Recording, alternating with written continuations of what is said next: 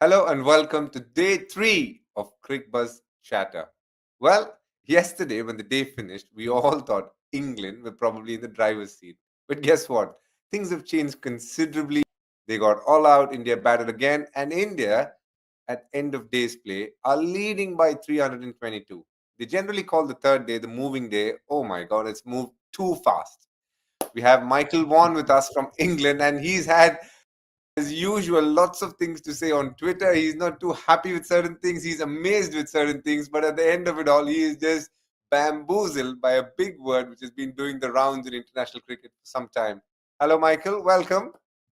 Hi, DK. Yeah, again, another fascinating day's play, and as you rightfully pointed out last night on this show, we were just lauding the way that England played. They were back in the Test match, 207 for two, and then obviously the news overnight about our Ashwin and obviously his family member that's not well gets India down to 10 players, and you think, oh, just back the day out.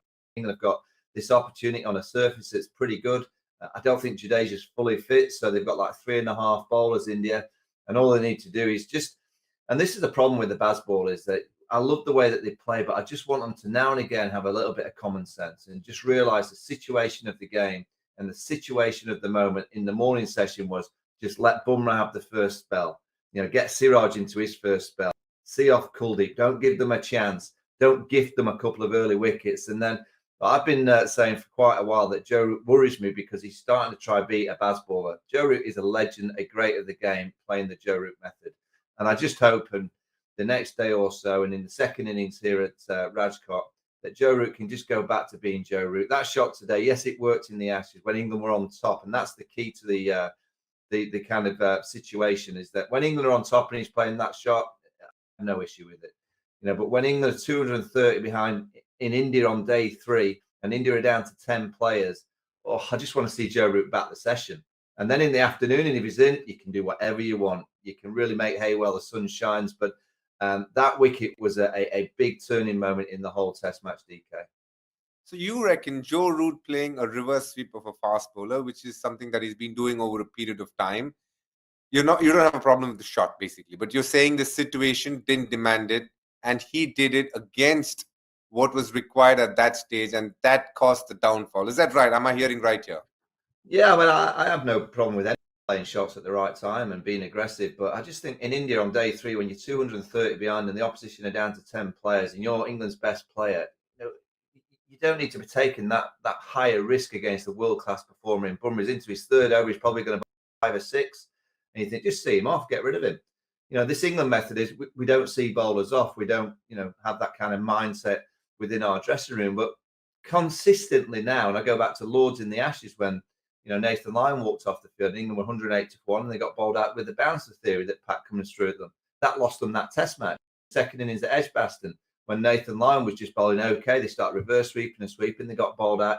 Australia won that Test match. And when you're playing quality teams, and this India side are missing 4 or 5 legends of the game, they're a team that I think England can beat.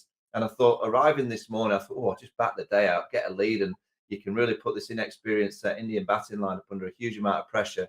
And that shot triggered the Bairstow dismissal. It triggered Kuldeep to start flicking it out of his wrist beautifully. And then the pressure was on, and obviously the collapse came. And I just want a team playing exciting, yes, but I also want them to use their head and just a little bit of common sense at time. And this morning session was a kind of throwback to Lords last year in the second innings at Edgbaston.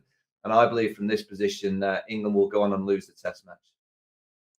Well, we've spoken a lot about England's batting. Just looking at how Kuldeep went about his business, and you rightly said, Bumrah started it off with a bit of reverse swing, kept things tight, didn't give away much, and then the Joe Root shot happened. And in a way, it opened the floodgates for Kuldeep there because he had Bairstow there, who has found his vulnerabilities in this series so far, hasn't really going. On the other hand, there was Ben Duckett who couldn't put him away for boundaries. So they'd set good fields to Ben Duckett. What they had done is block options. He just hit the one slog sweep today to the boundary, and out went the man straight deep mid wicket. So they are deep mid wicket, deep square leg, long off, and sweeper covers on the offside. So literally they blocked out all options for his boundaries, and you could see he was itching for a boundary. He tried the reverse sweep a couple of times. Rohit Sharma tried to his left and stick. and then he got going into that spell, and then obviously the Bairstow dismissal happened. Well, Ben Duckett's dismissal, first of all, was one that no one can explain much. Real short one. You can see because wickets had fallen around him, he didn't have the intent. He was playing the situation, which is exactly what you've been saying this show so far. And then before that was Johnny Bairstow, who got out LBW, baffling that they decided to take the DRS, but understandable because there's a couple of DRS after that and just a couple of batsmen to follow. But Ben Duckett did what he did differently today, was have an approach of being cautious, which is what the situation demanded, as I said, and did really well. Moving on to the DK, next. DK, could I ask you, who do you think it was in the Indian camp that came up with that theory? Because it did look like a real good tactical manoeuvre by Rohit Sharma. I really wouldn't know who it was, but I think it's been something that they've thought over. If you do look at how Ben Duckett goes about it, he likes to hit boundaries. Even if the fielders are on the boundary line, he likes to hit boundaries, keep finding gaps, and he batted beautifully. And then he got this rank long hop. If it was yesterday evening that Kuldeep had bowled that, he would have probably smacked that over covers, or at least hit it hard enough to beat the fielder. But today, because wickets fell around him, and I get what you're saying with Joe Root's shot, the implications it had on other batters, he kind of went into a shell. He was just looking for the single, probably rotating strike with Ben Stokes at that stage. And then he got out playing that shot. And then post that, it was Ben Stokes and Folks. But Jadeja literally didn't get a bowl for a very, very long time. In fact, just before lunch, he got 1 over. And in fact, he told the captain, you know what, why don't we have lunch and then I bowl? And he said, no, nothing doing, come and bowl now. He bowled the 1 over, came back after lunch, and then he got a couple of wickets as well. He bowled well. And as we see this, Javindra Jadeja has picked up 200 wickets in Indian soil, which is quite an achievement. What an all-rounder is turning out to be. We'll speak more about him. But at the start, I'm just trying to speak a little more about Ben Stokes and the England batting per se. How did you think Ben Stokes went about things? That shot, is it okay with you? Yeah, I mean, I think Ben Stokes is almost he's against what this Bazball team do, because he does play the situation, and that's what I'm asking Joe Root to do. I think Ben Stokes is almost playing very conventionally at times, and when he bats with the tail, he starts to explode, and that's what I'm trying to get to Joe Root to say: just play normal. You always score freely anyway, because you're such a beautiful player on both sides of the wicket. You don't need to take ultimate risks in Test match, but you don't need to join the Bazballers. The Bazball era has been great for Ben Duckett, for Zach Crawley. It kind of triggered them into being real quality players at the top of the order. Joe does not need to change, doesn't need to do anything different. And I think Ben Stokes, he realised when Folks was out there that Folks, he's not the kind of player that hits the boundaries and scores freely. So he's just trying to get the game going.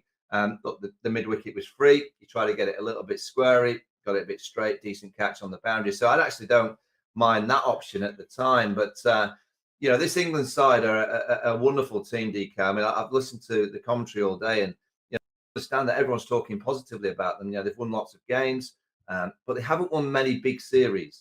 And that's the key for me, to win a big series against a good team like India or Australia. They drew away in New Zealand. They beat South Africa at home in 22, but away from home, they won against Pakistan away, which was a magnificent series win. But to win in India, to beat Australia in this era, that's what it's about as a team. They're the kind of the blueprints of what you want to try and achieve. And I just don't see how you can win playing just one way.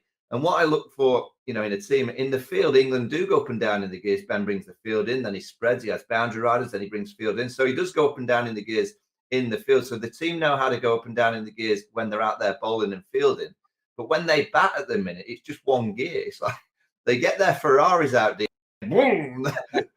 They're they don't have flying. a system right now, you're saying? No, they just need to brake a little bit and change gears. It's wonderful to watch, but I just don't see how it's going to bring consistency over a 5-match series against a really good team, because a really good team will find a way of beating them at least 2 or 3 times, and it makes it hard to win the series. But that's my thoughts on England. But I'll ask you, DK. I mean, last night the news of Ashwin, and then suddenly arrive and they've got 10 men. It almost galvanised India, and particularly the captain. Then you look at Bumrah's first spell, Kuldeep bowled beautifully, and in particular, Siraj bowled a magnificent spell to pretty much clear out England's tail. True.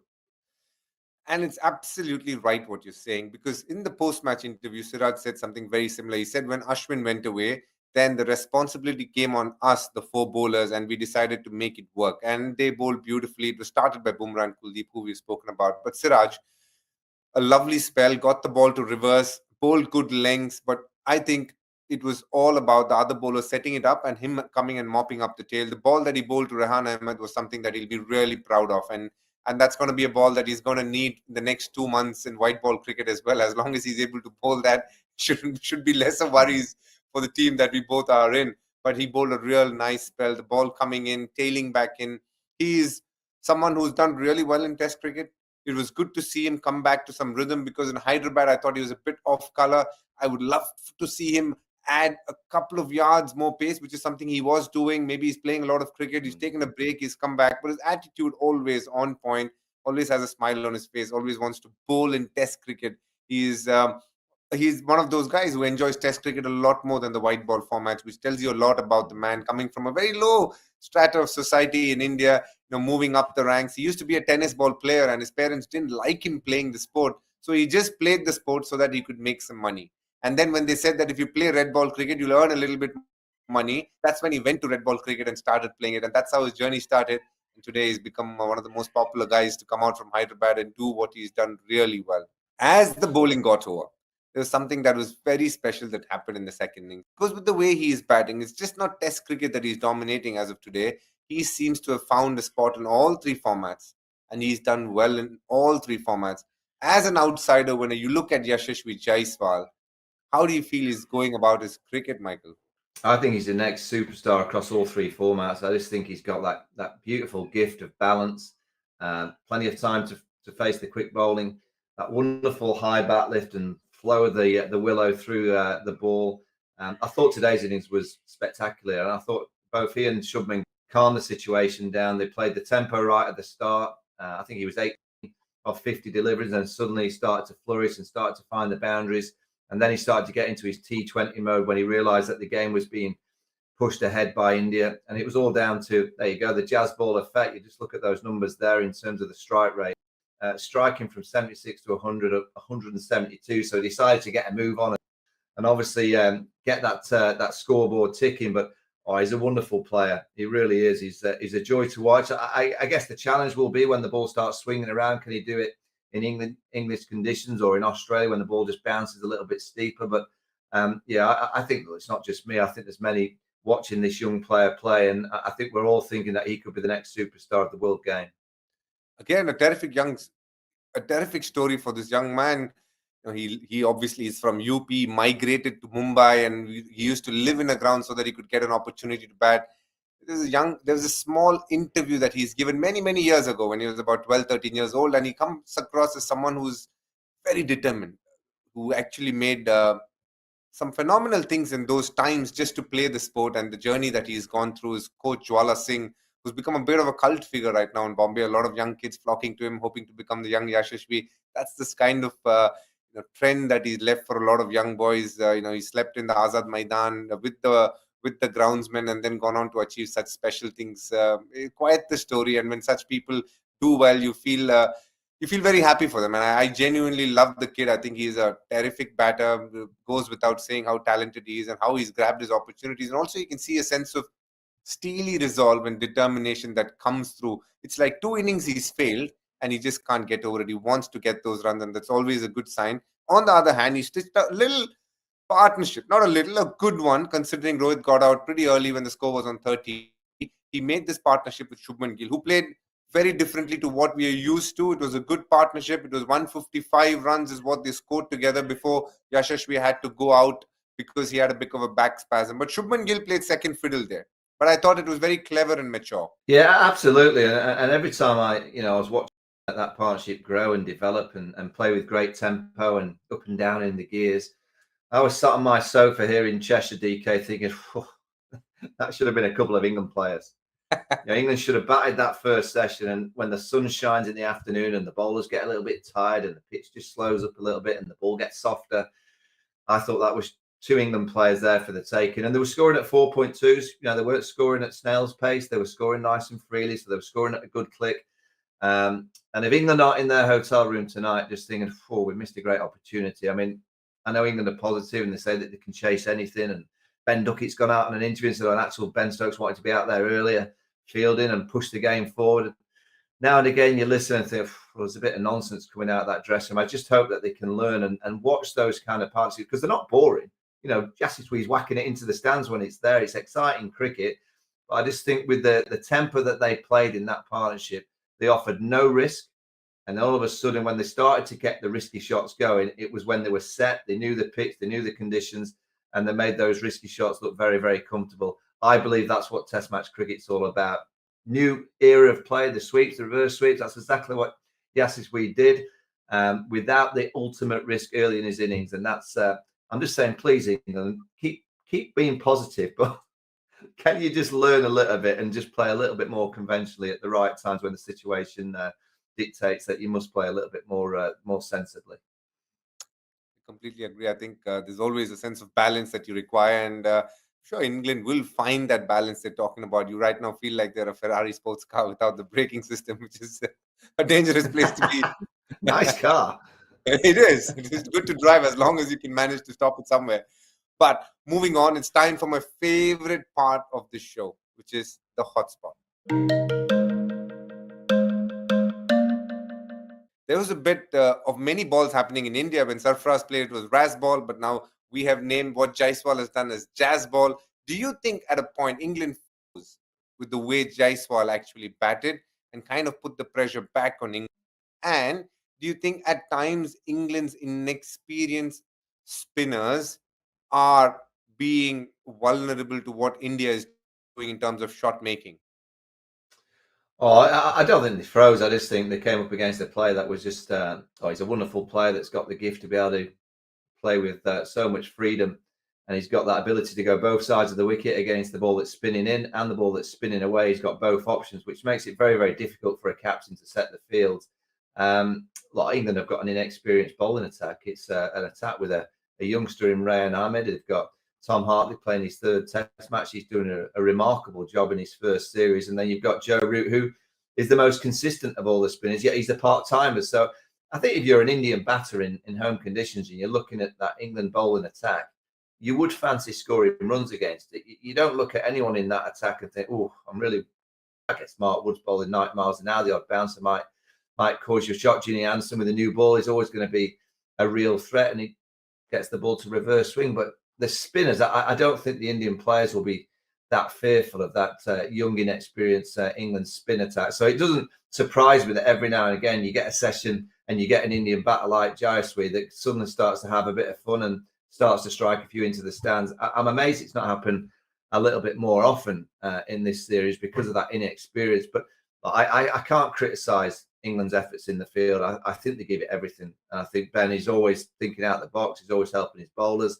And I think so far the spinners on this trip have done a really good job for England. They just don't have the mystery. They don't have the experience, and they're just kind of learning their way in Test match cricket. So, it doesn't surprise me at all, DK, that every now and again they get got.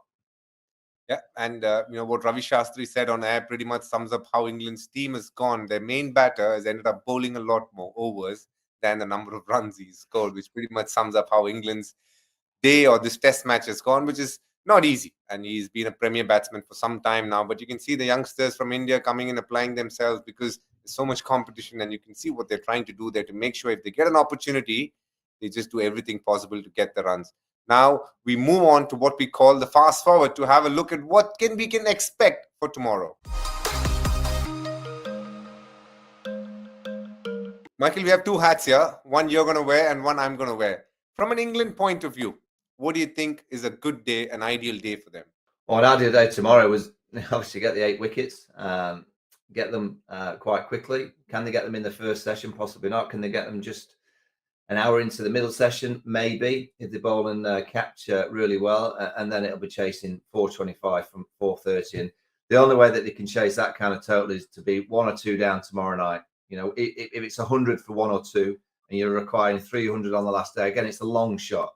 I just don't think it's possible. You just never know with this England batting lineup. They'll certainly go for it. I don't think the 4-letter word draw is in the Bazball equation. I don't think they think about the DRAW. So it'll be exciting. England playing in an exciting fashion. I just want, I look at this Test match now and I think it's going to be difficult for England because of the really bad day they've had. But can Joe Root and Johnny Bairstow find a number in the second innings? Can they find a bit of a number by their name to take into the 4th and the 5th Test match? England, if they do win, they do lose here and it goes 2-1, to win the last 2 Test matches, I do think they're going to have to get quite a bit of the help from numbers 4 and 5. And so far in the series, the 2 experienced pros have just not quite fired for the England side. India, DK, what do you reckon? 450?